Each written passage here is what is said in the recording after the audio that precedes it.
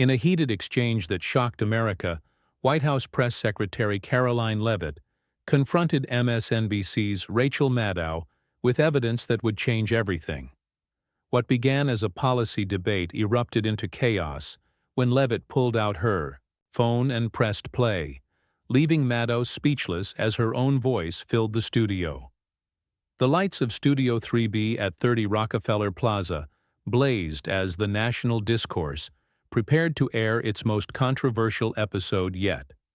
The show's host, Victor Hayes, adjusted his tie nervously as his production team scrambled to prepare for what promised to be an explosive encounter. "We're live in 60 seconds, the floor director announced, counting down with practiced efficiency. Victor nodded, glancing between his two guests.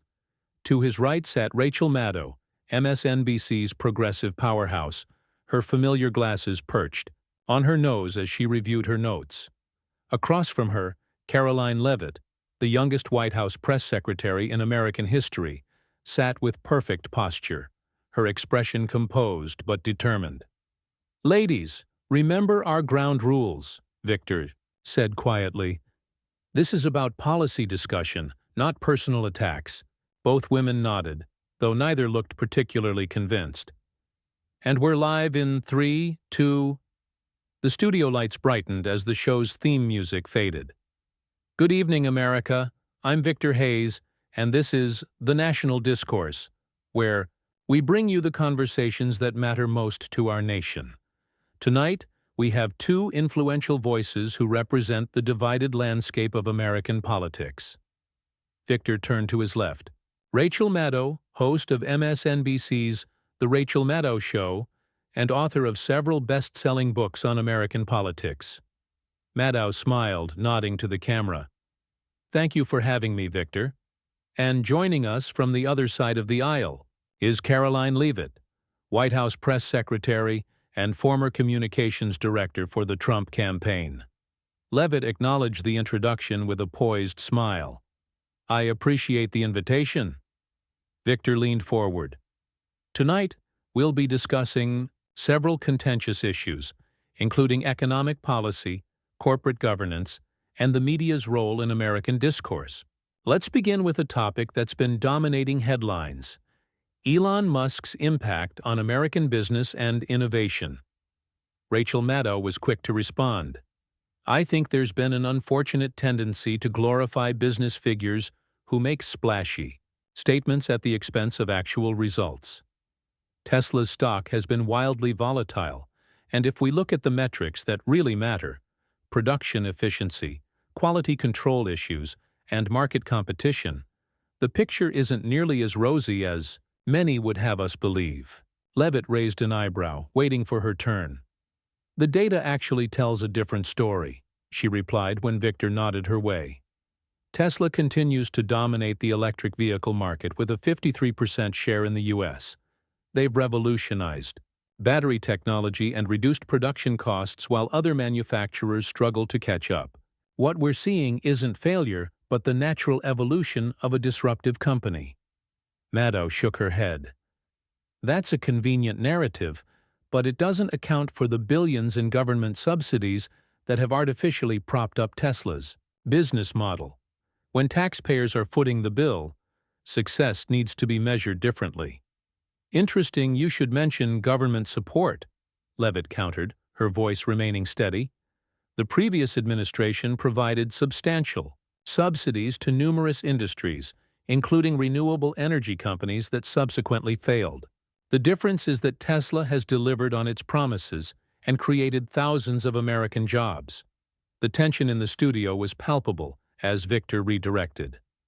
"Let's move to another contentious topic: the administration's DOGE policy. Domestic oil and gas expansion has been both praised and criticized.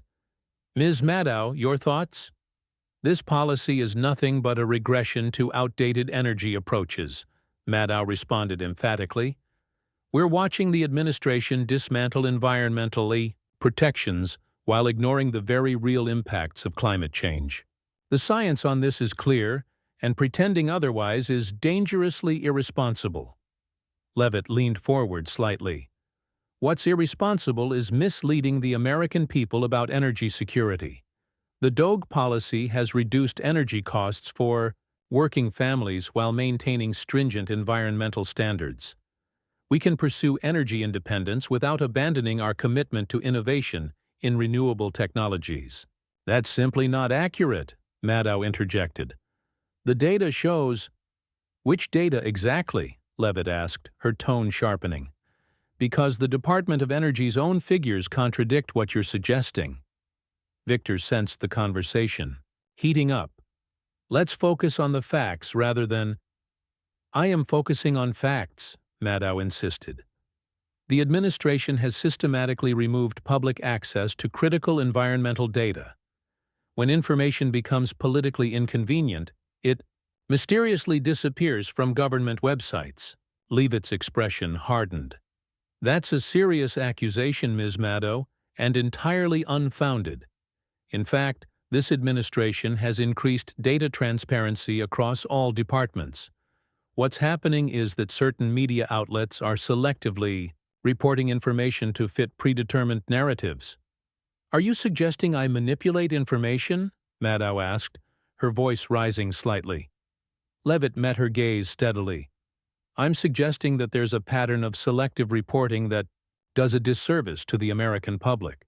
When protests against the administration receive wall-to-wall coverage, but economic successes are buried on page 12, one has to question the objectivity at play. Victor attempted to regain control. Both of you have raised important points about media responsibility. Perhaps we can— I've spent my career pursuing truth, Maddow cut in. To suggest otherwise is it pursuing truth when you report that anti-Trump protests represent the majority of Americans when polling clearly shows otherwise? Leavitt asked.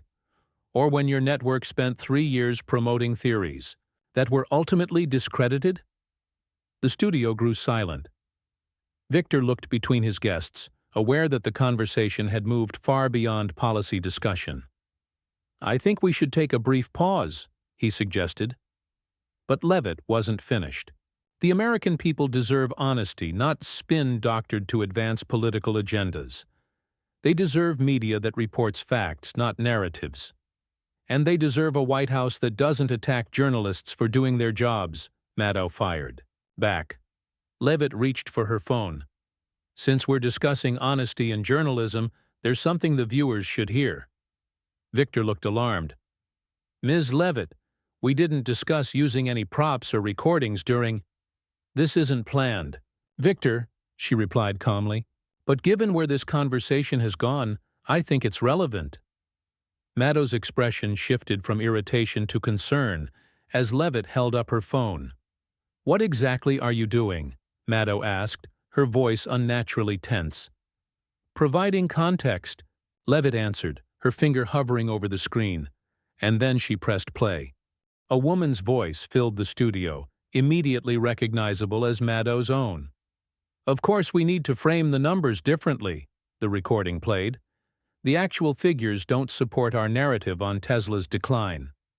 If viewers knew the full context of those production stats, it would undermine everything we've been saying about Musk's leadership. Just focus on the quarterly volatility and ignore the annual growth.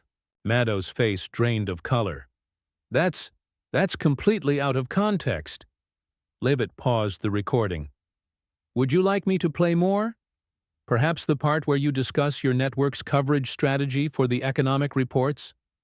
Victor. Hayes looked stunned. Ms. Leavitt, where did you obtain this recording? It was provided to me by a concerned producer at MSNBC who believes Americans deserve journalistic integrity, Leavitt replied calmly. There's more. She pressed play again. The administration's energy numbers are problematic for us, Maddow's voice continued. If we report the full data set, it contradicts our position on DOGE. Better to focus on isolated environmental cases and avoid mentioning the reduced energy costs or increased domestic production. The studio fell silent. Camera operators exchanged glances. Even the floor director seemed frozen in place. This is a deceptively edited hit piece, Maddow finally said, her voice shaking slightly. Those comments were made during a broader discussion about how right-wing media distorts information. You've manipulated my words. Leavitt remained composed. The unedited recording is 42 minutes long. I'd be happy to provide it to independent fact-checkers. This isn't about embarrassing you, Ms. Maddow. It's about the larger issue of media accountability. Victor attempted to regain control of the situation. We'll need to verify the authenticity of this recording before drawing any conclusions. Perhaps we should. The American people are tired of being manipulated, Leavitt continued, addressing the camera directly now. They're tired of being told what to think by media figures who present opinion as fact and selectively report information to advance political agendas. That's rich coming from an administration that has repeatedly been caught in demonstrable falsehoods, Maddow countered, recovering some of her composure. You're attempting to distract from policy failures by attacking the messenger. I'm addressing a fundamental issue of trust, Leavitt responded. When journalists decide which facts the public should know based on political outcomes, they've abandoned their responsibility. The tension was broken by Victor's producer signaling frantically from off-camera. We need to take a commercial break, Victor announced. We'll continue this discussion momentarily. As the cameras cut away, the set erupted. Production assistants rushed forward, surrounding Maddow, while network executives appeared from backstage, demanding to know how the recording had been obtained. You had no right to ambush me like this, Maddow said to Leavitt, away from the live microphones but still within earshot of nearby crew members. You had no right to mislead the American people, Leavitt replied evenly. Victor stepped between them. Ladies, please. We're going live again in 2 minutes, and I need to know if both of you can continue this conversation professionally. I have nothing to hide, Leavitt said. Maddow conferred with a woman who appeared to be her producer before nodding reluctantly. I'll stay, but I want the opportunity to explain the proper context of those comments. When the cameras rolled, again, the atmosphere had shifted perceptibly. Social media was already exploding with clips of the confrontation, and the production team informed Victor that their viewership had doubled during the commercial break. Welcome back to the national discourse, Victor began. For those just joining us, White House Press Secretary Karoline Leavitt has presented what appears to be a recording of Rachel Maddow discussing coverage strategies at MSNBC. Ms. Maddow, you were about to respond. Maddow leaned forward. What you heard was part of a rehearsal where I was playing devil's advocate, demonstrating how some networks distort information. It's a common exercise in journalistic training to understand how data can be manipulated. Taking those statements as my actual views is completely misleading. Leavitt shook her head. With respect, that explanation doesn't align with the full recording. You were speaking to your executive producer and 2 senior writers.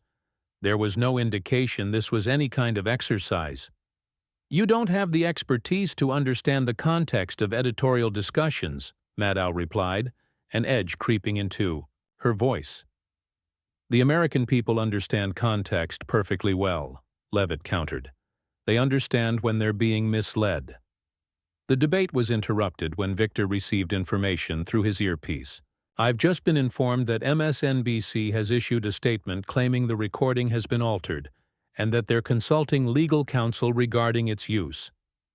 That's their right, Leavitt acknowledged.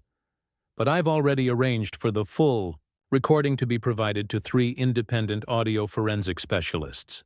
I'm confident in their findings. Victor turned to Maddow. Would you like to comment on that? Maddow adjusted her glasses.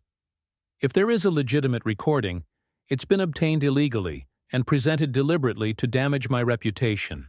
This is a political hit job, not a pursuit of truth. The source of the recording came forward voluntarily, Leavitt replied. They were concerned about journalistic ethics being compromised. So you admit you've been working with someone inside MSNBC to spy on private editorial conversations? Maddow asked. I admit that a concerned individual contacted my office with evidence they believe the public should know about, Leavitt clarified. This isn't about politics, it's about transparency. Victor's producer signaled again, this time pointing to a tablet with breaking news. I'm being told that clips of this exchange are trending nationally, Victor announced, and we've just received word that the CEO of MSNBC is requesting to join our broadcast via remote connection. The studio crew rushed to establish the connection as tension mounted. Whatever came next would reshape the narrative entirely. Before we connect, Leavitt said quickly, viewers should know there's one more portion of the recording they haven't heard yet. Maddow's eyes widened. Victor, I must insist. But Leavitt had already pressed play again, and Maddow's recorded voice once more filled the studio. The protests need more coverage, Maddow's voice echoed through the studio. Our internal polling shows only 26% of Americans oppose the administration's policies. But if we frame it as growing public outrage and keep running the same footage on loop, we can shift perception. The actual numbers don't matter if the visuals tell a different story. The recording continued, devastating in its clarity. When the labor report comes out next week, we need to focus exclusively on sectors showing decline. The overall job growth contradicts our recession narrative. If viewers realize the economy is actually improving under this administration, we lose our most effective talking point for 2026. Victor Hayes sat frozen, his professionalism momentarily abandoned as he stared at Maddow in disbelief. The studio crew had stopped pretending to maintain neutrality, some openly recording the confrontation on their phones. That's enough, Maddow snapped, standing abruptly. This is a violation of what? Leavitt interrupted, her voice still measured. Journalistic ethics. I agree completely. The monitor beside the main camera flickered to life, revealing the stern face of Maxwell Richardson, CEO of MSNBC. His expression suggested he had heard enough of the recording to understand the gravity of the situation. Mr. Richardson, Victor acknowledged, struggling to reclaim his role as moderator. Thank you for joining us. I'll be brief, Richardson said, his voice clipped. MSNBC is committed to journalistic integrity and the pursuit of truth. The recording you've heard represents, if authentic, a serious breach of our standards and values. Maddow turned to the monitor, visibly stunned. Max, you can't possibly? Pending a full investigation, Richardson continued, Ms. Maddow will be taking an immediate leave of absence from her broadcasting duties. The studio fell silent except for the quiet gasp from someone on the production team. This is absurd, Maddow finally said. I've been the network's most loyal voice for years. You're throwing me under the bus based on a recording that could easily have been. The network has already authenticated the recording, Richardson interrupted. One of your producers came forward with the original file 30 minutes ago, along with additional concerning materials. Maddow sank back into her chair, the fight visibly draining from her. Leavitt spoke, her tone softer than before. This isn't about destroying careers, Ms. Maddow. It's about restoring trust. The American people deserve better than to be manipulated by those they rely on for information. That's rich, coming from a White House that, Maddow began, that has consistently emphasized factual reporting even when it doesn't serve our narrative, Leavitt finished. We've made mistakes, certainly. Every administration does. But we've never instructed press outlets to distort reality for political gain. Victor, recovering his composure, turned to the CEO. Mr. Richardson, what happens now? A complete overhaul of our editorial processes, Richardson answered grimly, and a public recommitment to objective journalism. We've lost our way, and today's revelation makes that painfully clear. Social media metrics flashed on a screen visible to Victor. The confrontation had become the most discussed topic nationwide, with Chuck media accountability and Han Leavitt expose trending globally. I'd like to make one thing clear, Leavitt said, addressing the camera directly.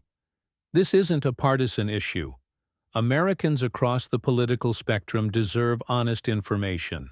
They deserve to know when policies succeed and when they fail, regardless of which party is in power. A message appeared on Victor's prompter, and he cleared his throat. In an unprecedented development, 3 other major networks have just announced internal reviews of their editorial practices in light of today's events. Maddow, who had been staring at her hands, looked up. "You've orchestrated this entire thing, haven't you? This was never about a policy discussion." "No," Leavitt replied. "The concerned producer approached us only yesterday. But when I was invited to this program, I saw an opportunity for transparency that couldn't be edited away or spun into something else." The tension in the studio shifted as Victor received another update through his earpiece. "We're receiving reports that similar recordings from other networks are now circulating online," he announced. "This appears to be much larger than one commentator or one network."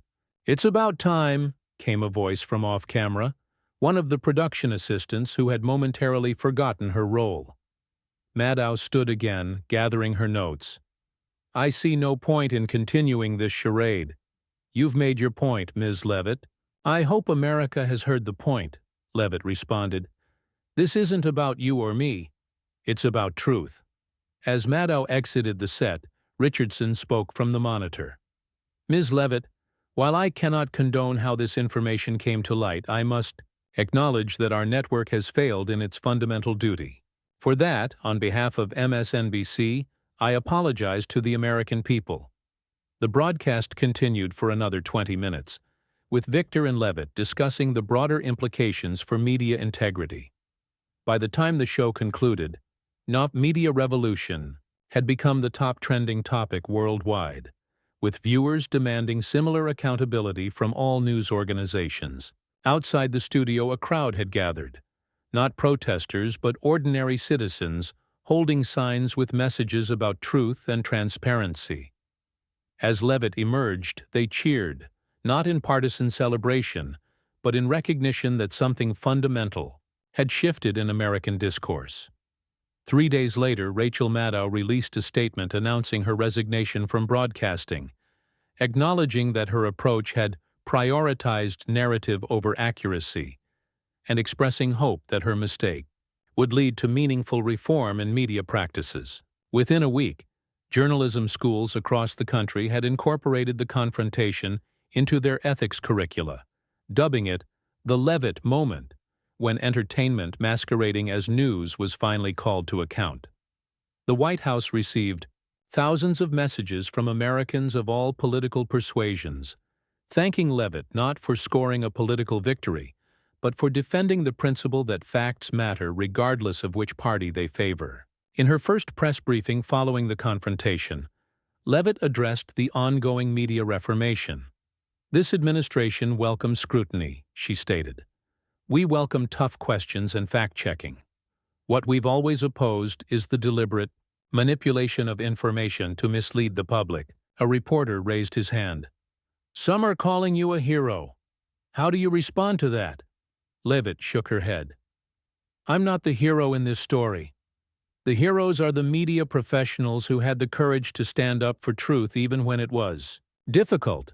The heroes are the American people who have demanded better from those who inform them." She paused, looking directly into the cameras. "In a healthy democracy, truth isn't a political weapon. It's the foundation everything else is built upon. When we lose that, we lose everything that matters." The press room erupted in applause, not for a partisan victory, but for a principle that transcended political divisions. And across America, viewers who had watched the confrontation unfold began looking at media differently, asking tougher questions, demanding greater transparency, and remembering that in the battle between narrative and truth, truth must always prevail.